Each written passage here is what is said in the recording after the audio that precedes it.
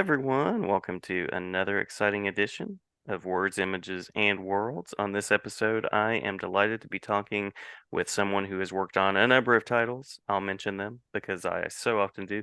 Halloween Man being one of those, Murder City Devil, and then Lucha Mysteries. There's the Murder City Devil as well. Yeah, and there's Lucha Mysteries. And so that creator happens to be Evan Quiring. That's right. And you're doing a wonderful like promo job with holding up the books, and I see Yeah, lots of pages behind you on the wall. Is that your art behind you? yeah, that I just have sort of covers up the crack in the wall. No, it's like I got just pages from Murder City Devil 1 and 2 and 3, and then some pinups, and then on the wall that's facing here, which you can't see, I have like my drafting table right here, and then I have Murder City Devil 4, which is all on up on my wall right here. So Nice. which I'm just working on so for like continuity and stuff like that. So Cool. yeah.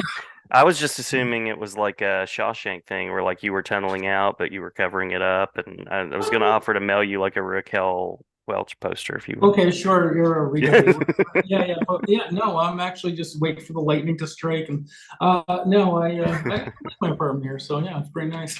Yeah, yeah, that's cool. That's cool. And you got some wonderful shelfie action back there too. But we won't pay much more attention to the space. I always tend to point out what people have as far as books and collectibles and things like that because that's just it's where I live.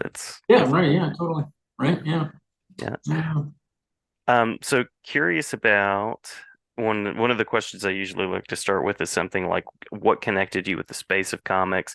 And in this case, what makes comics this sort of unique way for you to tell the stories that you want to tell? Hmm. Oh, great. Okay. Now, do I have the short, concise answer? Or do I give the long, rambling answer? Okay. Try to do a bit of both. Okay. Just ask the question one more time. Sure, sure, So, sure. What do comics allow you to do in telling the stories that you want to tell? okay. Yeah. Good. Great. Now, I guess having read comics, like growing up reading comics in the early 80s. Mhm. So you had like a lot of like Frank Miller Daredevil, or as I got older, like late 80s, Frank Miller Daredevil, Dark Knight Returns, that kind of thing. Mhm, mhm. Really influenced by that. I was in was it high school, going to college when the image boom happened, kind of thing. So it's like late 80s, early 90s was really kind of, I just, it was a fun time and it was just exciting, and all different types of, type, like you had, like your Jim Lee, Rob Liefeld, Todd McFarlane kind of action stories, and then you had like Arkham Asylum, like Dave Mhm, McKean mhm. kind of stuff. So it was like a really like just a variety of stuff. And I just wanted to be a part of it. It was just really exciting. It just, I don't know. It's hard to explain. Like it's just something I needed, I had to do, wanted to Yeah. do. I saw a documentary. I don't. It's called Comic Book Confidential, and then interviewed like Jack Kirby and Stan Lee, Frank Miller. Who else? Jaime Hernandez from Love and Rockets. Mhm, mhm. It was um, some other people, which names are drawing a blank right now. And yeah, like that really inspired me that I wanted to, do that. So, and I also like just drawing cartoons, and, and plus also being an 80s kid, like being really influenced by Saturday morning cartoons and stuff. Oh yeah. So we're constantly inundated with stories and action and that kind of stuff. So I just wanted to, I don't know, it was just something I felt like I had to do, kind of thing. So yeah, and it was just my, like with my stories, I just stuff I find interesting, and then just sort of it's more of a way just to get it out of my system, kind of thing, and then hopefully Yeah. people dig it. And yeah, so that, I think it's just a fun genre, and I don't know, it's just like you go into a comic store and see your work there, and it's like, okay, right on. So that's kind of nice too. So yeah, Definitely, definitely. yeah. And you're mentioning several things that were part of my growing up as well, the Mhm. cartoons of the 80s and that really nice spot in the late 80s when they were just doing interesting things in comics Mhm. with Dark Knight Returns and things like that. Yeah, like also for me it was like, and how, what is your age? How old are you? I am 41. 41. Okay, I'm 47, so we're close to about, we're in our 40s. So Hmm. for me, like when in 89 when Batman came out, like Tim Hmm. Burton Batman, so I was like 13. And that, I mean, you look back at it now and there's tons of so many holes in it kind of thing, and you Oh just yeah, see yeah, everything. yeah. But I mean, for what it was just that I still you get that, I don't know, that kind of opera to it, like just that kind of that sense, and that's kind of what I wanted to do with my comics, kind of thing, and just sort of, plus you had the Crow coming out, like that kind of Hmm. stuff. Hmm. So a lot of like vigilante kind of stuff, and like yeah, so that time, like late '80s, early '90s, was really a lot of interesting, different stuff coming out. I mean, on the same token was like, there's bands like the Pixies, the Breeders, Nirvana, Hmm. Hmm. Melvins, and so I was like, I took guitar lessons and like started a punk band. So like that was just a lot of stuff, and it was kind of fun time and stuff. And so I mean, yeah, it was just sort of like I guess for me, it was like I got influenced by all this stuff. It's like I want to do that. Hmm. That's Hmm. where I am. So yeah. I was also a Batman '89 fan, and I'll even go with the scene. I can even go with the scene where he's like hanging upside down, and you kind of have him like, where Yeah. the Bruce Wayne character is doing that, and it's like, okay, it's a little literal, but sure, Yeah, sure. yeah. For Batman, I can do it. For Tim Burton, anytime, absolutely. Yeah, well, yeah. He also directed Pee-wee's Big Adventure, so Yeah, it's one yeah. of the best movies ever made. So, but so I mean that was the thing. Was just that kind of sense of you know you get all these influences, and then it's like you just sort of want to like say your piece, kind of, you know what I mean, and just sort of leave it up to the world, and and that's the thing. I just wanted to do comics and play in a band. So that was Yeah. yeah. So. Cool, cool. I am curious, you were holding up the page, so I'm curious about your creative process, Oh, and right. kind of the steps that you take, because it looks Okay. like very traditional, in at least materials. Yeah, yeah. I'm making comics like it's 1999. I love It's it. I love it. We can cue well, the Prince song.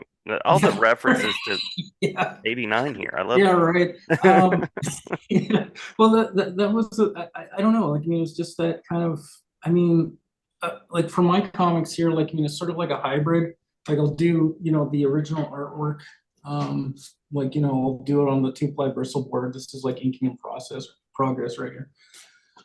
So like I'll like write out a basic like point form kind of thing, what happens in the issue, and then I'll just do like roughs to make sure pacing and all that kind of stuff, and then I'll do the pencils, do the inks, send it to Diego Vasquez, the colorist, and then I send him like a ton of like stream of consciousness notes that he has to like go through, and poor guy, and has to, he colors it beautifully, and then I get it back, and then I letter it, like he colors it in Photoshop, obviously, and I letter it in Adobe Illustrator.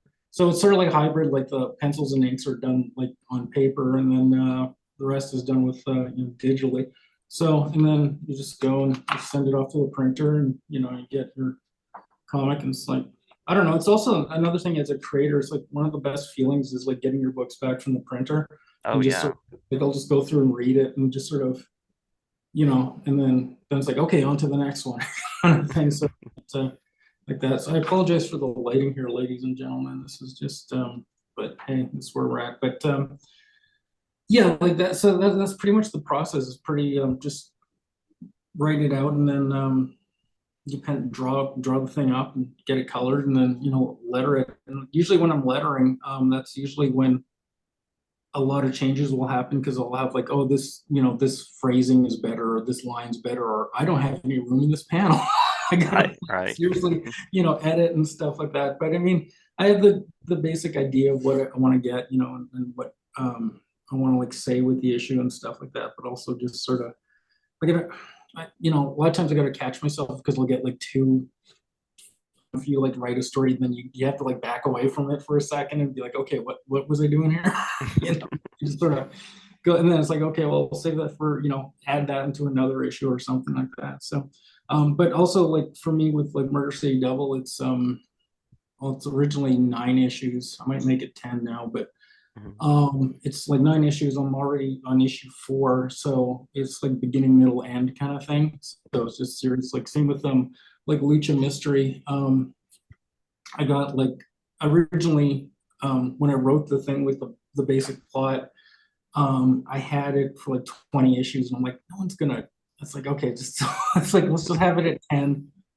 Lich of Mysteries on issue 3, so I gotta start an issue 4 at sometime this year. But yeah, like I have like a concise, like idea of where the story is gonna go, and that's it. I was really influenced by a lot of again 80s comics, like Grendel or Mm. like I said, the Crow, Mage, pretty much anything Matt Wagner's done.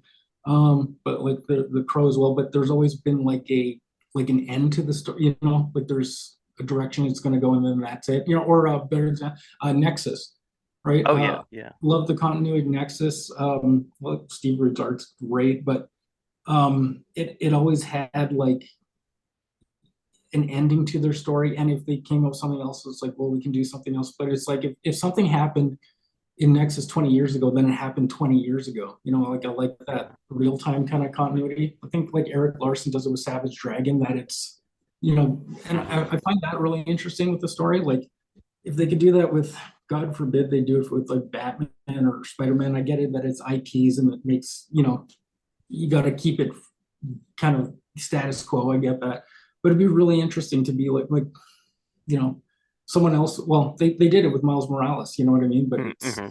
but you still have Peter Parker, who is awesome. But so, but with my comics, like if someone's dead, they're dead. So Yeah, that's yeah. that's the way it goes. So that's sort of like how I try to make mine a bit different. Like it, there's and also in fact the Murder City Devil, like it's more so like Mercy Devil's kind of like like a serious crime book.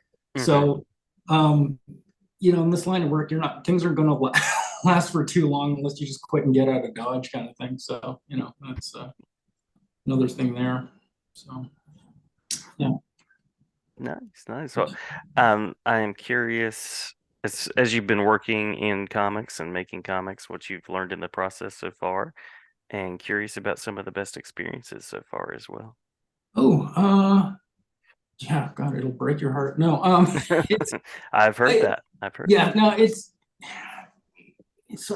I guess like going into it, like I never really. I guess I just for me wasn't like I wasn't doing it for like fame or fortune, or anything like that. Like it was just I just wanted to do it, Hmm. and just Hmm. let the like I just was like, oh, I got a book done. Let's see where that goes. And most people liked it, so I was like, okay, well, better.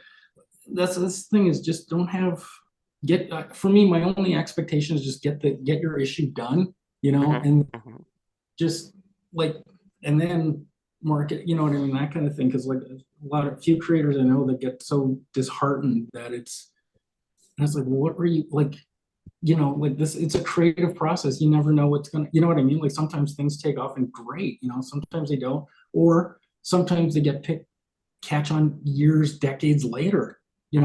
Hmm. Hopefully, if this doesn't catch on right away, that's fine. I finish my story. If it catches on in a couple of years, some couple of decades, God, willing, I'm still around. Then yeah, okay, cool. Like some people like it. So that's the thing with art, that it's kind of timeless. You know what I mean? So Hmm. Hmm. it's like people are still like in awe of Jack Kirby. He's been gone since like 1994. So like that, or Stanley, Steve Ditko, like John Romita, like all those, So that's kind of another fun thing about comics. That's just any kind of art form, but with that genre, that it lasts, it is timeless, and that's kind of a nice thing. I guess the other like experience that I had, I don't know, meeting Adam Hughes was cool at Hmm. San Diego Hmm. Comic Con in 2002. Um, I met Art Adams in like 2019 at Stockton Con, so that was pretty cool. But I mean, like, I guess I don't know. I'm trying to think. Like, I guess just that people reach out and like want to talk about comics, so that's kind of interesting too. Because I'm, a lot of times it'll be like middle of the night, and I'll be at my drafting table and just, the hell am I doing? But it's nice that people are receptive to it in some way. So that's always nice. So you Yeah. know, you know, so. Yeah. Well, you mentioned that you have more issues of Murder City Devil to explore, as well as Lucha Mystery. So I usually ask about what's next in the creative process. But anything that you want to mention there, as well as where people can connect. Oh, okay, sure.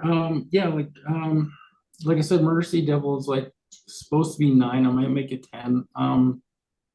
That and it's like I guess issue 5 is going to be like have a few extra pages, so not like a double size issue, but like a bit.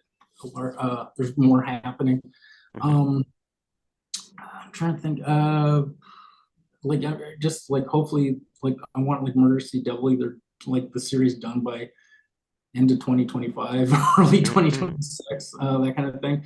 And the other thing is just wanted to have like I don't know, Lucha Mystery probably around the same time, maybe 2027, realistically. And then I got I don't know, there's like I'm a big fan of Ed Wood, so there's kind of like an Ed Wood comic I wanted to do, Oh, uh, love that, love like that. just a little mini series kind of thing. So if I can do that, and then that'd be great. I guess for right now, I'm trying to remember all my books. Right now, you can find them on Indie Planet, Global Comics. I'm trying to get with Comics Wellspring. That'll happen soon. There's in Canada, there's Studio Comics Press, like you can order it online kind of thing and get your copies that way. Hmm. Global Comics is digital. There's Spinwiz Comics, which also did digital. And then Comics Mainstream is the distributor I'm using right now, so I'm just gonna get more books to them. Try eventually to get on with Diamond. I just haven't had the time yet because also I work like a full-time job, so sort of Yeah. it's like okay, what am I going to do tonight? Work on the book or work on the business admin part of the Right, comic? You right. know what I mean? So there's that. But yeah, you can just I'm on Instagram. I'm also under the flight path of the airport here. So Oh, nice, nice. that's what Yeah. that is. Uh, but yeah, sorry about that. Anyways, so like I'm on Instagram, I'm on Facebook. I've never been on the Twitter or X or whatever the hell it's called now. I Hmm. don't know. Hmm. Eventually, I will be. But I mean, you can just like reach me on those basic ones. I might go on TikTok. I always have like, you know, people are like, go on TikTok and like it's like, all right, but again, it's like just because just my schedule is like, okay, like tonight, do I work on a page or do I do I do social media? Do it, you know what I mean? And Right, then right. Yeah. next thing you know, it's like, oh, it's 3 in the morning. Oh, I got to be at work in like 5 hours. So but yeah. So right now, I mean, people just reach out. I guess it'd be kind of neat. By all means, tell me what you think of the book because I'd like to get more feedback on like people actually like this stuff. Yeah, Kind yeah. of nice, or if I should do something different, or it'll be like anything like that. But yeah, like I'm also going to be hoping to get a Kickstarter going. I wanted one for end of February, but it looks like it's going to be mid-March now. Hmm. So Murder City Devil for Kickstarter will be launching mid-March, and you can reach me on Kickstarter, and that's also a chance to get original art and stuff like that, as well as the printed comics and whatnot. So yeah, Awesome, awesome. I'll be sure and link the Kickstarter as well, so okay, people can go thanks. and check that out. Absolutely. Um, the only other thing that I'm going to say is I said Raquel Welch, and it's actually Rita Hayworth Yeah, Hayward. earlier. Yeah, yeah, yeah, Yeah, yeah. I should fix that. I'll go back and I'll like superimpose my mouth over my mouth, or maybe I'll just leave it. But anything Rita else that Hayward. that's right. Anything else that you want to mention before we close out?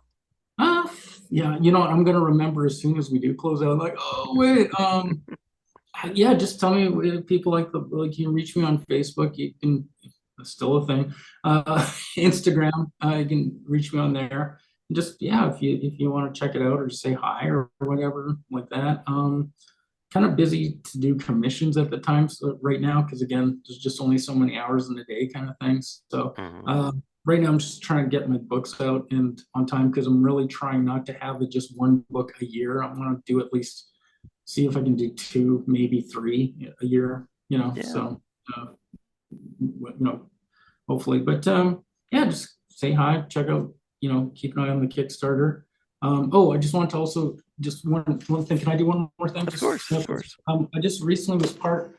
Now that when you said what was an exciting part of being in comics, I did this Big Bang comics. It's a Jim Rugg Yes. cover there. Yeah, that's available from Cosmic Line Productions. You can go to their website and order this thing.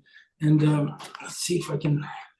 So my friend Michael Troy was kind enough. He said, "Hey, you want to be a part of Big Bang and Big Bang Comics?" And I was like a fan of Big Bang Comics since the '90s. And in fact, I actually did like a sample for Big Bang Comics back in the day. But for the life of me, I don't know where the pages are. As soon as I find them, I'm going to post them. But they asked me to write and draw a story, so I did a story with with some of the Big Bang characters there, Love it. Love it. the Badge and Ladybug, and so yeah, and Diego Vasquez colored it, and it was a lot of fun. It was really great, and Gary Carlson liked it. Chris Acker liked it. Mikey likes it, and Eli Schwab of Cosmic Line enjoyed it. So it was like a Mhm. really good. So you can go to Cosmic Line Productions and check out get that issue there. And yeah, this is a lot of fun. So yeah, hopefully there might be some more of that coming down the pipe at some point. So Cool, cool. Well, Evan, thank you for the time. Thank you for sharing yeah, the work. And yeah, I appreciate all you're doing and all your balancing as as a creator, as a business person, working and all the things. yeah, I know, right? Now I'm gonna go and take a nap. That's right. That's right. All right. Well, thank you very much, Jason. Yeah, thank you.